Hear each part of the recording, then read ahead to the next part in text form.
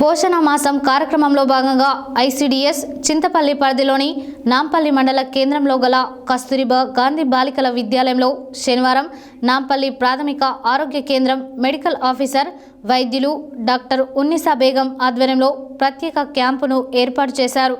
అనంతరం వారు మాట్లాడారు. పోషణ మాస కార్యక్రమంలో భాగంగా ఐసిడిఎస్ చింతపల్లి పరిధిలోని నాంపల్లి మండల కేంద్రంలో గల కస్తూర్బా గాంధీ బాలికల విద్యాలయంలో శనివారం నాంపల్లి ప్రాథమిక ఆరోగ్య కేంద్రం మెడికల్ ఆఫీసర్ వైద్యులు డాక్టర్ ఉన్నీసా బేగం ఆధ్వర్యంలో ప్రత్యేక క్యాంపును ఏర్పాటు చేసి పాఠశాల విద్యార్థులకు హెచ్బి పరీక్షలు నిర్వహించి వారికి ఆరోగ్య సమతుల్యతను పెంపొందించుకోవడానికి విద్యార్థులకు బలమైన ఆహారం అవసరమని తెలిపారు.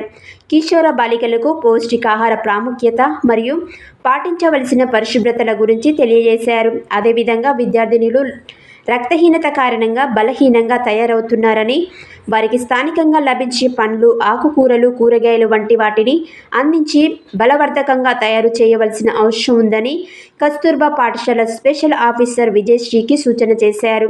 ఈ కార్యక్రమంలో కేజీబీవీ పాఠశాల స్పెషల్ ఆఫీసర్ విజయశ్రీ, ఐసిడిఎస్ సూపర్వైజర్లు P Vijayalakshmi, B Vasantha, ANM Pushpa, anganwadi టీచర్లు, ఆశా వర్కర్లు, విద్యార్థినులు తదితరులు పాల్గొన్నారు.